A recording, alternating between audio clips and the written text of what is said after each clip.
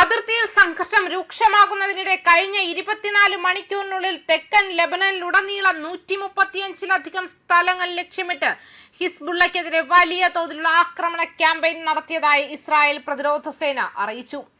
Rocket വിക്ഷേപണ സ്ഥാനങ്ങൾ, സൈനികാടിസ്ഥാന സൗകര്യങ്ങൾ, പരിശീലന സൗകര്യങ്ങൾ എന്നിവയുൾപ്പെടെ നിരവധി പ്രവർത്തന കേന്ദ്രങ്ങളെ ആക്രമിച്ചതായി IDF ടെലിഗ്രാമിൽ പോസ്റ്റ് ചെയ്ത പ്രസ്താവനയിൽ പറഞ്ഞു. കഴിഞ്ഞ 24 മണിക്കൂറിനുള്ളിൽ ടയർ, ബെക്ക, തെക്കൻ ലെബനൻ എന്നിവിടങ്ങളിലായി 135-ലധികം ഹിസ്ബുള്ള തീവ്രവാദ സംഘടനാ ലക്ഷ്യങ്ങൾ IDF ആവർത്തിച്ചു. ബെക്ക മേഖലയിലും തെക്കൻ ലെബനനിലുമായി ഇസ്രായേലി സൈനികരെയും സാധാരണക്കാരെയും ആക്രമിക്കാൻ ഉപയോഗിച്ചിരുന്ന ഏകദേശം 10 റോക്കറ്റ് വിക്ഷേപണ കേന്ദ്രങ്ങൾ ആക്രമിച്ചതായി ഇസ്രായേൽ സൈന്യം അറിയിച്ചിട്ടുണ്ട്. ബെക്ക പ്രദേശത്തെ ബ്രിട്ടാലിലുള്ള ഒരു ഹിസ്ബുള്ള പരിശീലന ക്യാമ്പ് ലക്ഷ്യമിട്ടതായും സ്ഥിരീകരിച്ചു. ടയറിലെ ഏകദേശം 15 സൈനിക അടിസ്ഥാന സൗകര്യ കേന്ദ്രങ്ങളെ രാത്രിയിലെ ആക്രമണങ്ങൾ ആക്രമിച്ചതായും ആക്രമണങ്ങളെ പിന്തുണയ്ക്കാൻ ഉപയോഗിച്ചിരുന്നതായി ആരോപിക്കപ്പെടുന്നതായും IDF പറഞ്ഞു. അതേസമയം വ്യോമാക്രമണത്തിൽ വിക്ഷേപണ കേന്ദ്രത്തിൽ നിന്നും പുറത്തു കടന്ന ഒരു തീവ്രവാദി സെൽ കൊല്ലപ്പെട്ടു. ടയറിലെ ഏകദേശം 15 സൈനിക അടിസ്ഥാന സൗകര്യ കേന്ദ്രങ്ങൾ ഒറ്റ രാത്രി കൊണ്ട് IDF ആക്രമിച്ചു. ഹിസ്ബുള്ള തീവ്രവാദികൾ ആക്രമണങ്ങൾ നടത്താൻ ഇവ ഉപയോഗിച്ചിരുന്നു.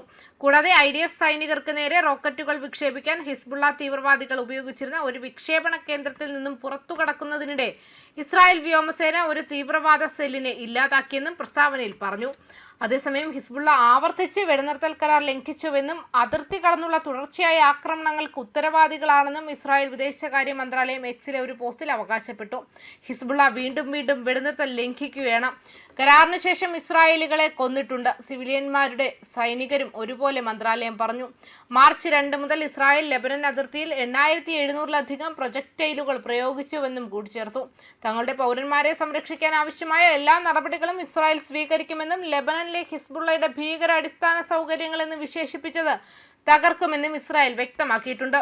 അതേസമയം ഗ്രൂപ്പിന്റെ പ്രവർത്തനങ്ങൾ നിയന്ത്രിക്കുന്നതിൽ ബെയ്റൂട്ട് പരാജയപ്പെട്ടുവെന്ന് കുറ്റപ്പെടുത്തി. ലെബനനിൽ ഇസ്രായേലിന് ഒരു പ്രദേശത്തിന്റെയും അവകാശവാദമില്ല എന്നും പോസ്റ്റ് കൂട്ടിച്ചേർത്തു.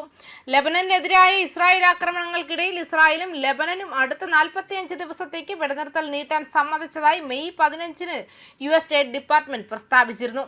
വാഷിംഗ്ടണിൽ ഇരുപക്ഷവും തമ്മിലുള്ള സമാധാന ചർച്ചകൾക്ക് ശേഷമാണ് ഈ തീരുമാനം വന്നതെന്ന് US സ്റ്റേറ്റ് ഡിപ്പാർട്ട്മെന്റ് വക്താവ് ടോമി പിഗോട്ട് പ്രസ്താവനയിൽ പറഞ്ഞു.